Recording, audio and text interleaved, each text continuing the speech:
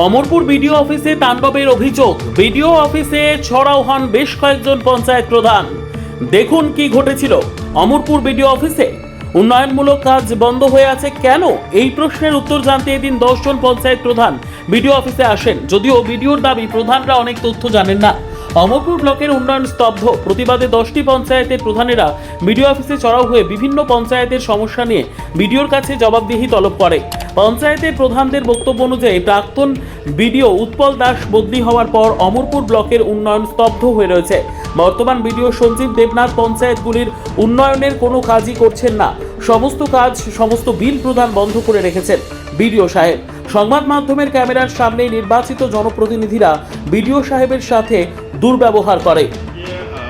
আমি বলেছিলাম যে দেখুন, আমি জয়েন করেছি, জয়েন করার পর কেউ যদি কোনো প্রজেক্ট অনগোয়িং থাকে আমাকে সেটার যে স্যাংশন মেমো ওয়ার্ক অর্ডার সেটা আমাকে একটু দেখাতে হবে কাউন না কাউন। আমি সেখানে ইনচার্জ, সেখানে লোকাল মানুষ, ওই বাড়ির ওদিকে 9টা ফ্যামিলি আছে ওই জায়গাতে, ওই 9টা ফ্যামিলিতে আমি ভিজিট করেছি।